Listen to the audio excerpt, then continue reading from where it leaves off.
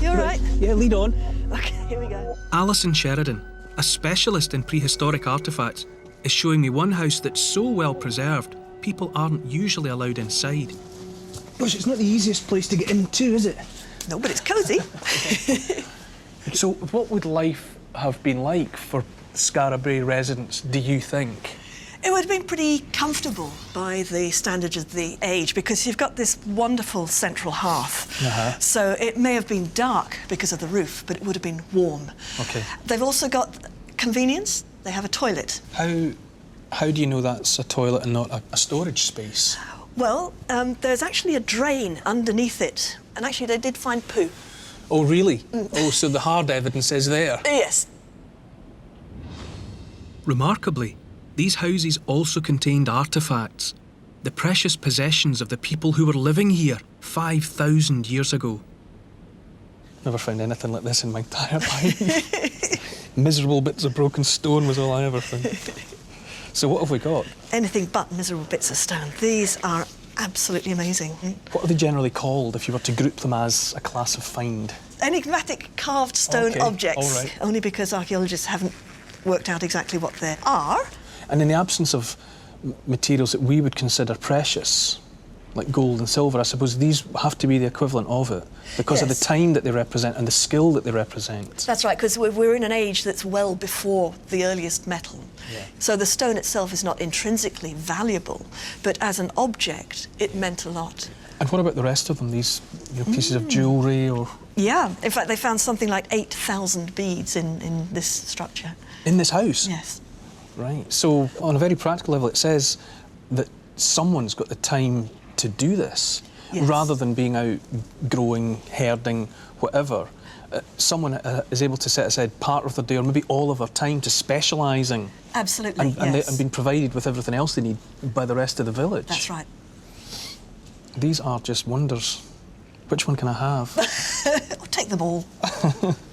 We know where you live.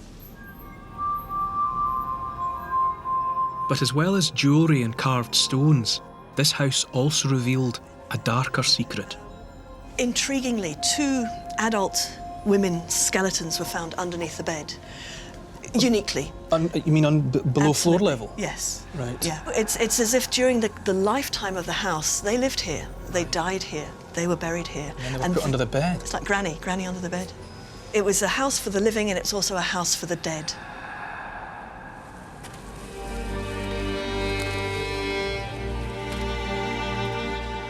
The precious artefacts and the presence of human remains might mean that these houses were special. No one can be sure, but the people who lived here might not have been ordinary farmers, but some of the earliest priests of a new religion.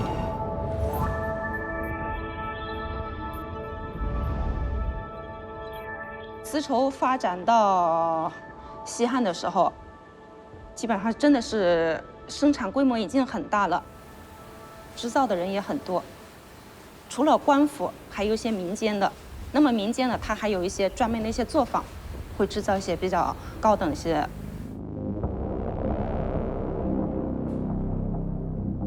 Organic and delicate, very little ancient silk survives.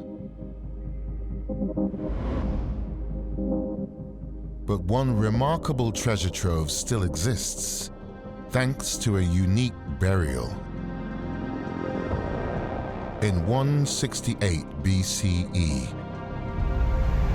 Xin Wei, a Chinese noblewoman, dies. She is buried within 4 nested coffins. These are covered with 5 tons of charcoal and sealed with clay. This airtight tomb miraculously preserves a stunning collection. Some of the most intricate silk ever created.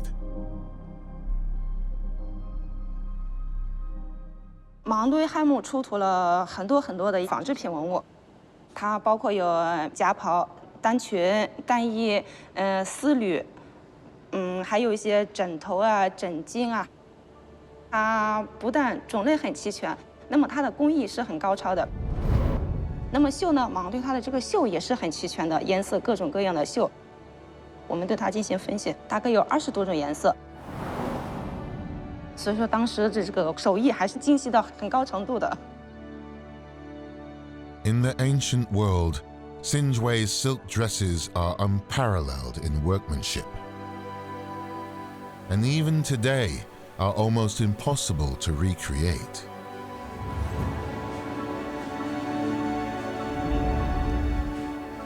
我呢，从事丝绸行业这一行呢是41年。看到马王堆的丝织品以后呢，我作为从事丝绸行业这一块的人，感觉到真的有一点羞愧了。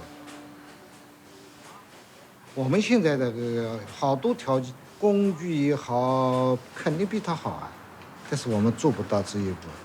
古人为什么能做出这么精美的东西来？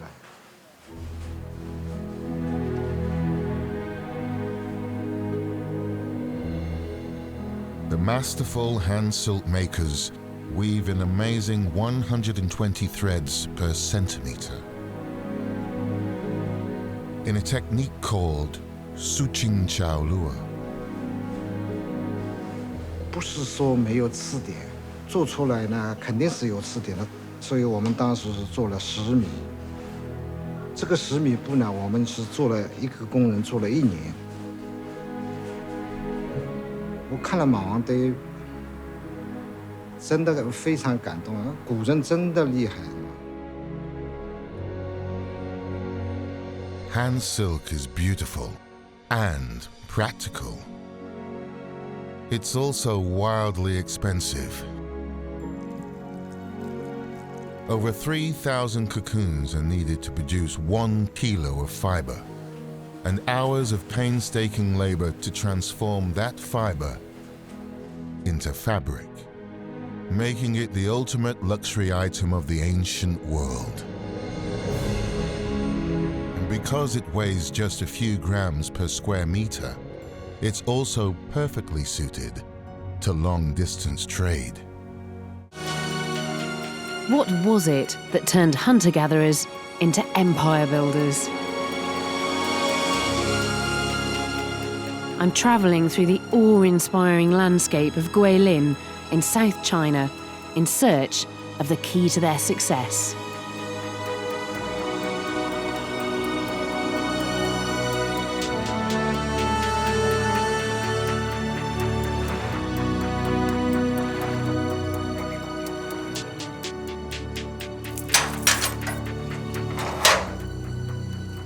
This is the Zhengpian Cave. Excavations here tell us it was once lived in by hunter-gatherers. And in 2001, a wonderful discovery was made.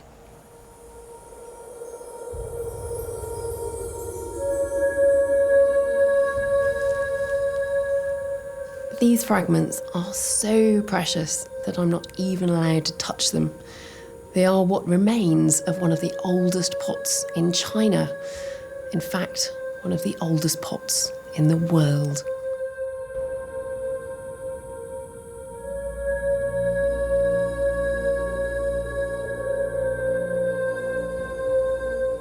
So who made this pot? Well, the people living in this cave so many thousands of years ago would have been nomadic hunter-gatherers, still living an ancient lifestyle in many ways. But those insignificant-looking, crude pieces of pot mark a great technological leap forward.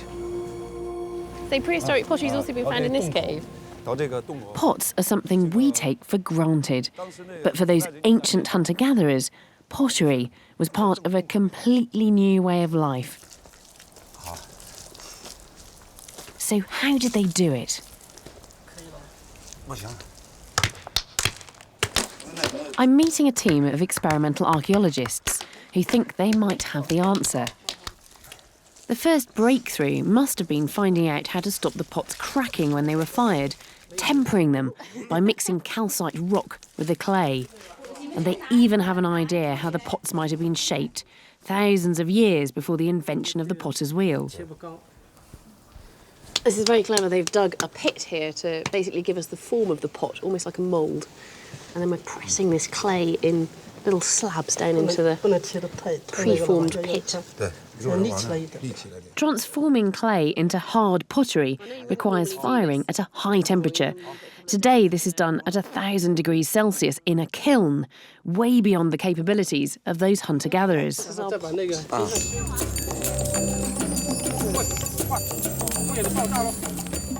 They would have had open fires, which only produce temperatures of about 250 degrees. I'm quite doubtful this is going to be enough.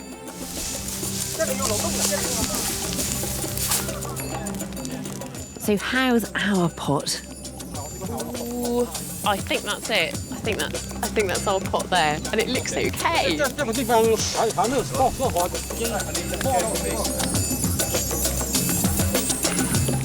Fantastic.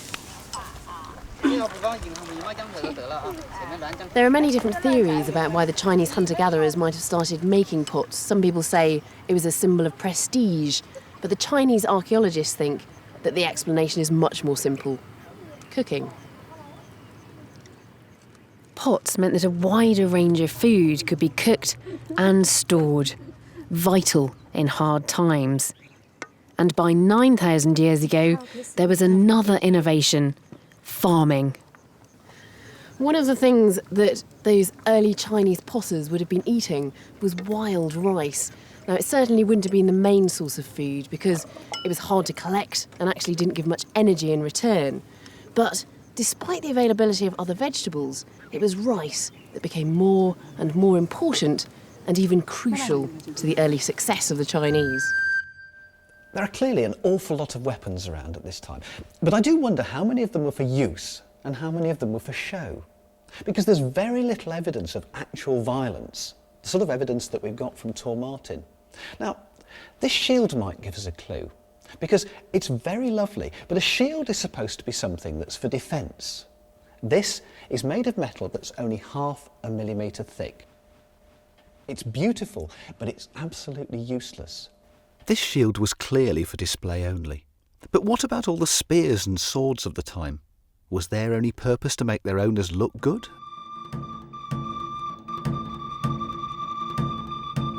At Sheffield University, that theory has been severely tested. Sue Bridgeford's test rig consistently simulates the powerful slashing blows of one Bronze Age sword edge against another. And her results lead her to believe that these were indeed very violent times. We definitely have an impact. That is bowed and I think chipped, which is reasonably what you would expect because this is actually a very hard edge, so it tends to be brittle and bits of metal do come off. Sue's test samples are made from bronze of the same composition as Bronze Age finds from Britain.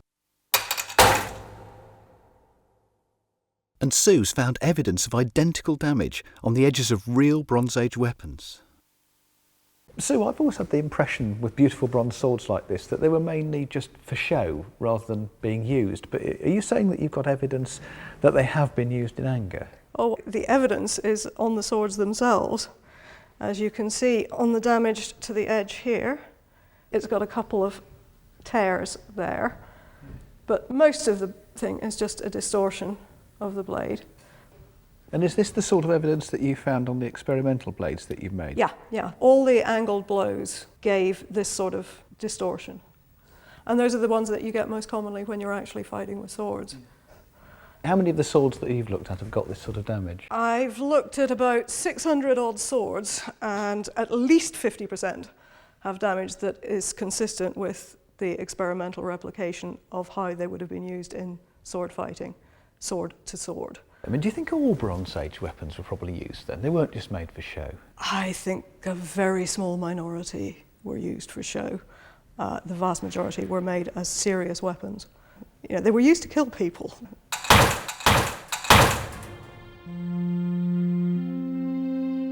There's something else we can find out about these weapons, where they were made.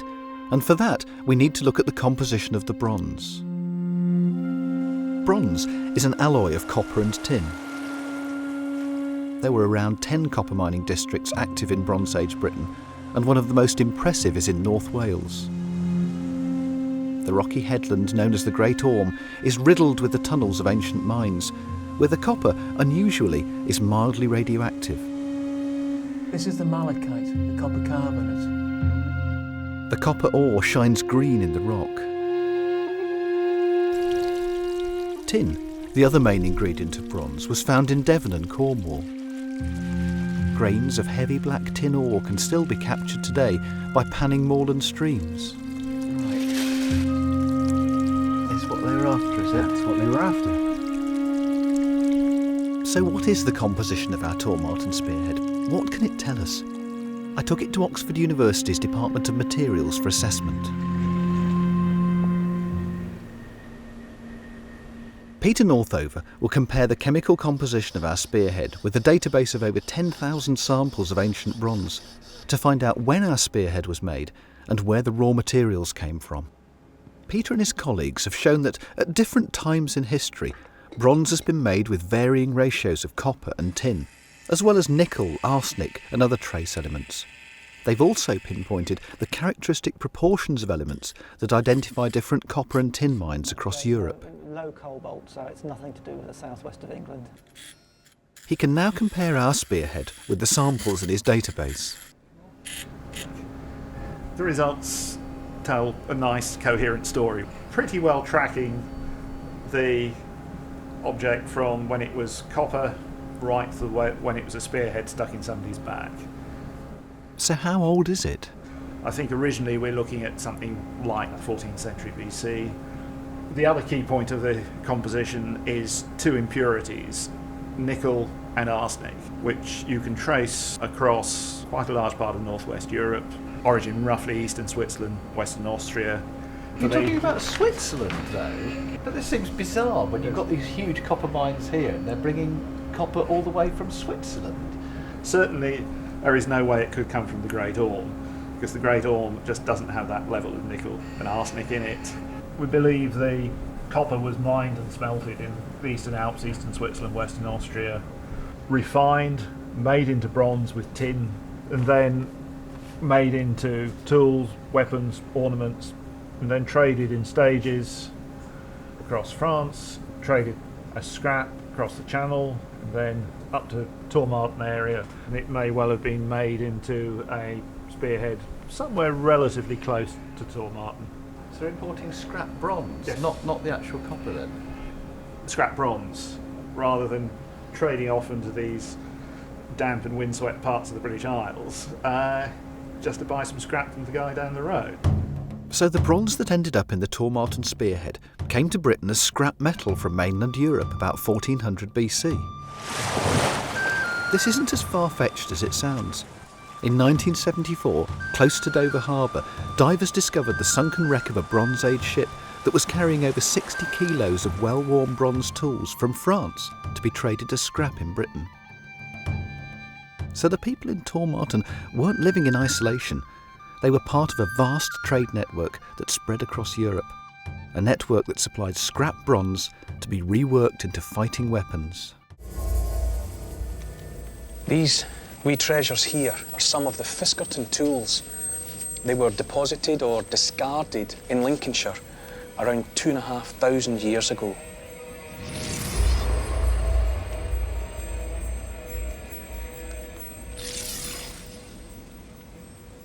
This is a hammerhead. Handle here. The most obvious point of interest is the wear on the business end. That lip has been caused because that hammer has been used repeatedly, pounding against a hard surface, probably used for hammering in iron nails, apart from anything else. This is a hand saw. It's broken due to corrosion, but this is the handle. It's made of antler, beautifully worked and polished with lovely detailing to make it an attractive object as well as a useful one. The blade has broken due to corrosion during 2,500 years. It's so thin, and some of that might be down to corrosion, but it would have been thin anyway because a saw blade, in order to work, has to be thin. Now, that begins to show the versatility of iron over bronze, because you couldn't achieve that with cast bronze. So this is a job for iron. Possibly best of all is this one. Now, you don't even need me to say the word, really. But it's a file. And see how the cutting edges have been so carefully worked into that, cut into the metal. It's so modern. If someone was to show you this and say, this is from my great-grandfather's toolbox, you'd be forgiven for believing them. There's nothing different about it from the tools we use today, and yet it's 2,500 years old.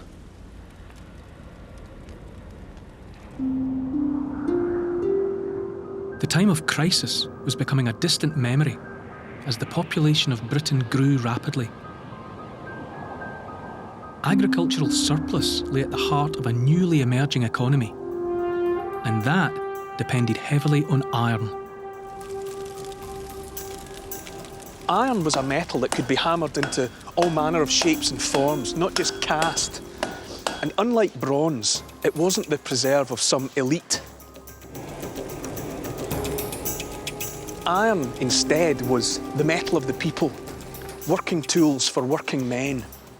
All of that, combined with its strength and its widespread availability, was to transform our world and nudge us another step into the future.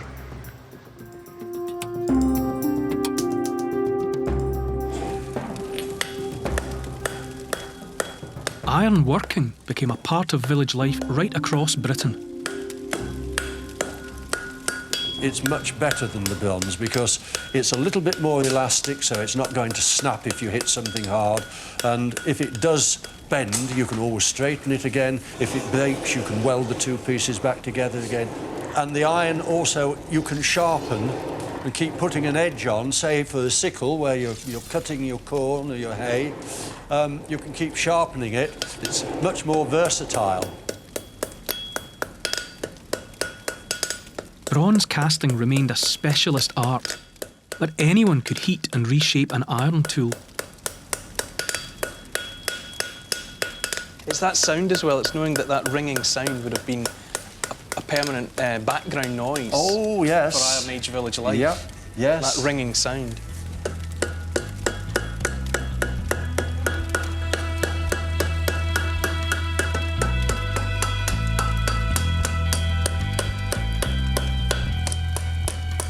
It looks best just while there's still a light in it, yes. doesn't it? Because for the rest of the time it's just going to be cold metal, but for now it's got heartbeat. You see it's dulling down and it's becoming utilitarian.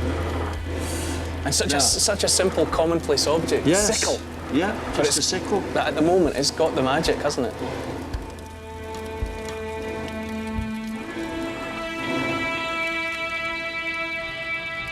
St. Petersburg, the former imperial capital of Russia.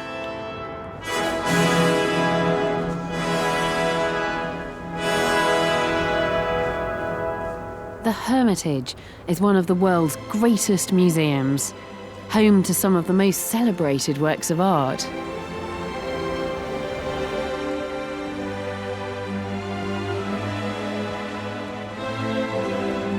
But there's something else here too.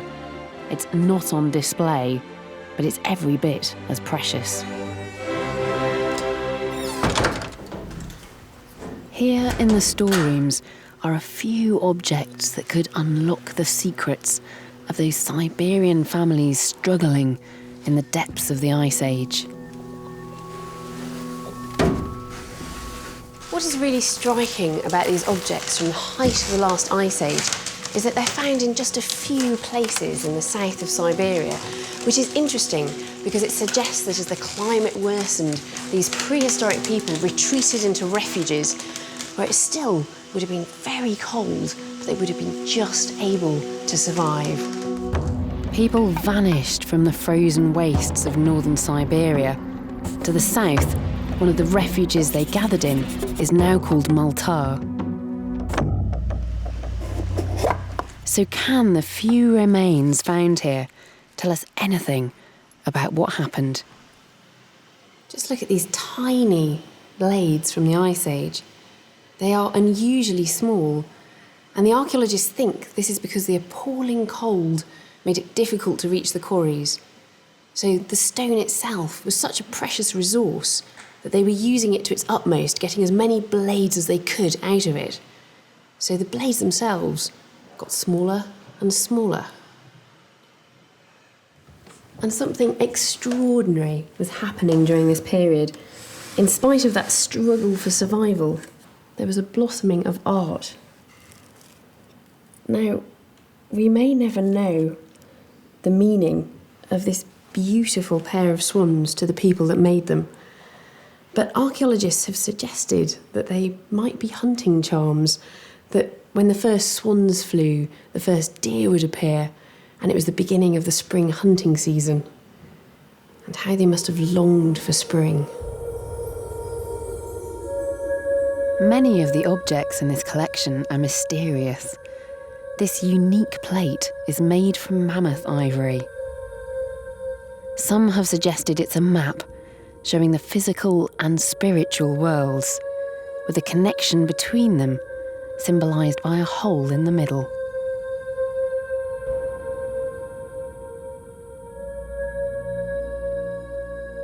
These precious bone figurines are amongst the earliest depictions of people wearing fur.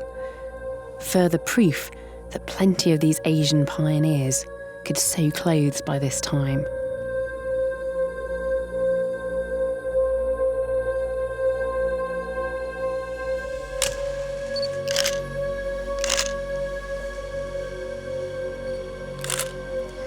And finally, there are these delicate and beautiful little statues of women, and some of them are pierced, so they may have been worn as pendants, perhaps amulets. It's possible that they're fertility symbols, really underlining the importance and difficulty of producing children during such harsh conditions. And in fact, some archaeologists see this entire, very beautiful collection as a cry to the spirits in a time of stress and struggle. Just off the Devon coast, a team of archaeologists is discovering a relic of this new world. The wreck of a trading vessel that sank here 3,000 years ago. What are we actually looking for? We're looking for ingots, Neil. There's two sorts of ingots here. There's both copper and tin ingots have been found on this site. And that's precisely the two metals that you need to make bronze. That's right, yeah. We're in 50 feet of water here. How do we find the cargo? Find the cargo with a metal detector.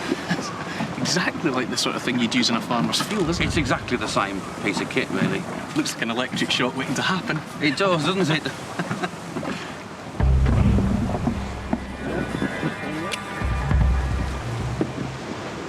Three, two, one, drop diver. When the boat sank, it was laden with copper and tin, the valuable resources of the Bronze Age.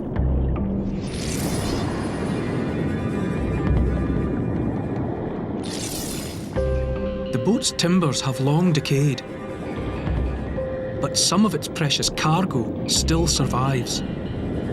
Nothing so far. I have been found in this area though, outside this is possible. The Salcombe boat is evidence of an economy based on bronze and a modern and mobile social class, the metal dealers of their day. I have to say I'm finding this completely surreal, the metal detecting under 50 feet of water. It's all about keeping going. It takes a lot of time and a lot of work to find anything in this kind of environment.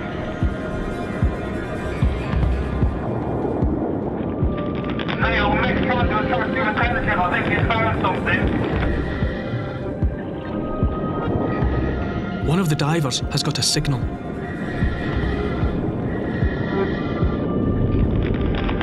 That's two small copper ingots he's got there, but you can see how they just look like a pebble surrounding us.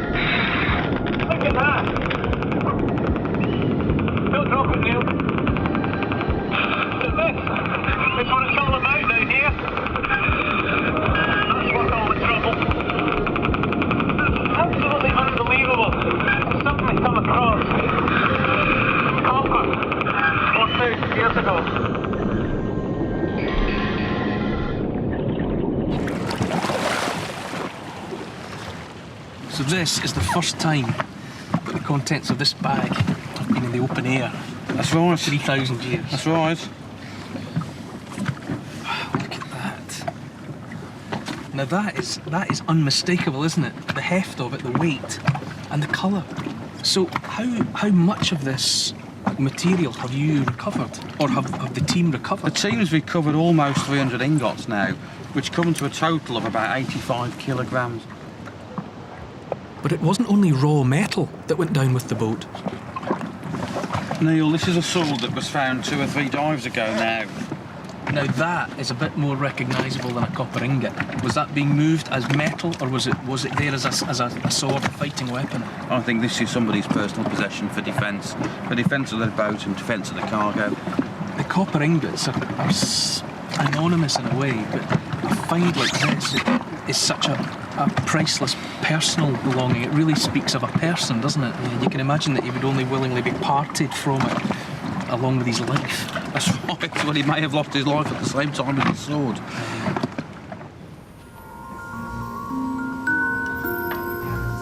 By analysing samples of the excavated metal, scientists can discover more about the Salcombe wreck's cargo.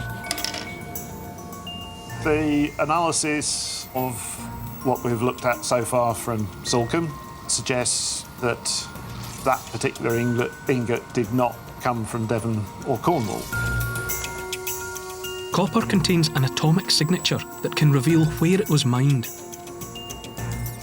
We can link copper in Britain with a range of areas in the continent. Trade in bronze wasn't confined to Britain. This was an international economy. From the Alps, Brittany, down through central France, Spain, maybe even Portugal.